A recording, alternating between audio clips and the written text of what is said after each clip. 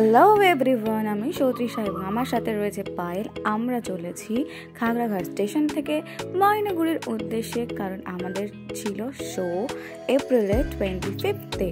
তো যথারীতি আমরা ট্রেনে উঠে গেছি এবং উঠে আমরা মেয়েরা যেটা করি, আমরা প্রচণ্ড গল্প করছিলাম, হাসি ঠাট্টা ইয়ার্কি, আর তার সাথে সাথে ট্রেন এগিয়ে চলছিল আমাদের গন্তব্যস্থলে।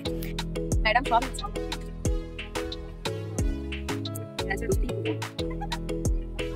মালদা পৌঁছালে আমরা একটা রুটি আর সবজির প্লেট নিয়ে নিয়েছিলাম, তার সাথে স্বিগিতে অর্ডার করেছিলাম চাউমিন।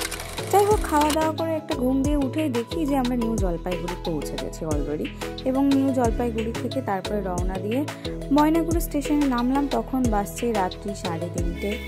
মনে একটা ভয় নিয়ে এগিয়ে চললাম। যাই হোক, নতুন জায়গা ভালোই লাগছিল। তারপরে ওভারব্রিজ ক্রস করে আমরা 1 নম্বর প্ল্যাটফর্ম দিয়ে বাইরে বেরিয়ে এসে দেখি আমাদের গাড়ি আমাদের জন্য ওয়েট করছে। গাড়িতে চেপে রওনা দিয়ে দিলাম আমাদের রিসর্টের উদ্দেশ্যে, এবং ওই রিসর্টেই ছিল আমাদের অনুষ্ঠান।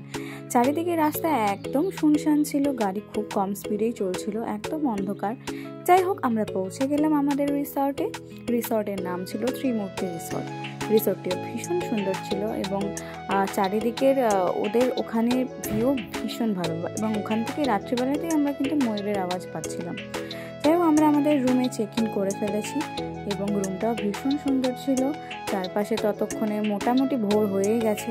আমরা ভিতরে গিয়ে ফ্রেশ হয়ে আমরা ভাবলাম একটা ঘুম দিই, ঘুম থেকে উঠে কোথাও একটা ঘুরতে যাব। তো রুমটা কিন্তু আমাদের দুজনের ভীষণ পছন্দ হয়েছিল, কারণ আমরা মেয়েরা একটু পরিষ্কার পরিচ্ছন্ন টিপটপ রুম দেখতে বেশি ভালোবাসি।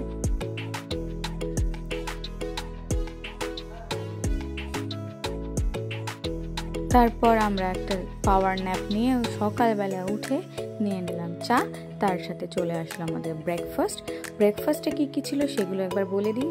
প্রথমে ছিল আলুর পরোটা, তারপরে ছিল পুরি, তার সাথে আমাদের দিয়েছিল হচ্ছে কাবলি ছোলার একটা সুন্দর সবজি, এবং তার সাথে ছিল হচ্ছে টক দই এবং আচার। ব্রেকফাস্ট করার পরই আমরা ভাবলাম যে আর সময় নষ্ট না করে আমরা বেরিয়ে পড়ি, কারণ রাতে আমাদের শো ছিল, তাড়াতাড়ি রেডিও হওয়ার ছিল।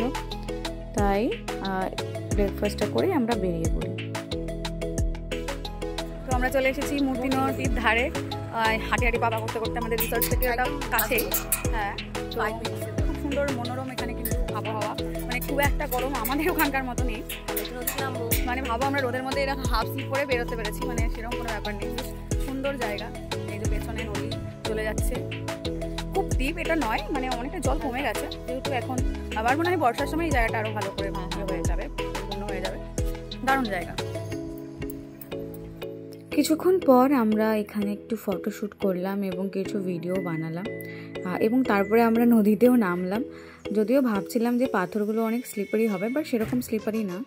বসে একটু জল নিয়ে খেলাখেলি করে তারপরে কিছুক্ষণ পর দেখি আমাদের পায়ের কাছে ছোট ছোট ছোট কিছু মাছ চলে আসছে, এবং তারা আমাদের ফুড স্পা করে দিচ্ছে। তো আমরাও ফ্রিতে একটু ফুড স্পায়ের মজা নিয়ে নিলাম, এবং ওখান থেকে বেরিয়ে পড়লাম চা বাগান দেখতে। আমরা চলে এসেছি চা বাগান দেখতে, কি সুন্দর চারিদিকে আমাদের লাগছে, মানে চারিদিকে সবুজ আর সবুজ, চোখ পুরো জুড়িয়ে যাচ্ছে একদম। বাট আমরা যতটা ভেবেছিলাম যে যতটা গরম হবে, ঠিক ততটা গরম নেই, মোটামুটি যে মানে হালকা একটা গরম লাগছে, কিন্তু চারিদিকে এত সুন্দর সবুজ আর সবুজ, কি ভালো লাগছে। এই যে ময়ূরের আওয়াজ পাচ্ছি। এখানে বলে যে ময়ূর সবসময় দেখা যায়, বিকালের দিকে আসলে আরো বেশি ময়ূর দেখা যেতে পারে, বাট খুব সুন্দর লাগছে চারিদিকে।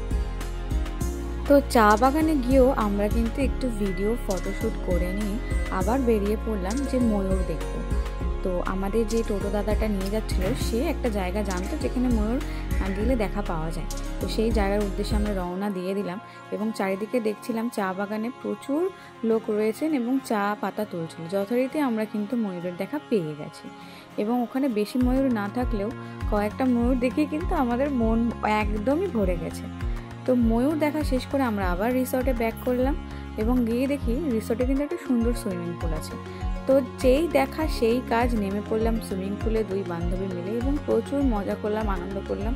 তারপরে আবার রুমে ফিরে ফ্রেশ হয়ে রেডি হয়ে গেলাম, এবং পৌঁছে গেলাম আমাদের যেখানে ব্যাঙ্কোয়েটে প্রোগ্রাম হচ্ছে সেখানে। সো আমি রেডি হয়ে গেছি, তো এখন যেখানে অনুষ্ঠান সেখানে যাব, মানে আমরা যে হোটেলে রয়েছি সেখানেরই ব্যাংকুয়েটে আজকে অনুষ্ঠান।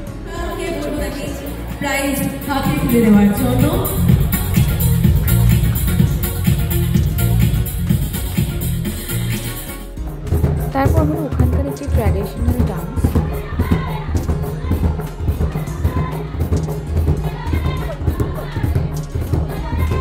এবারে শুনে নাও আমার গান।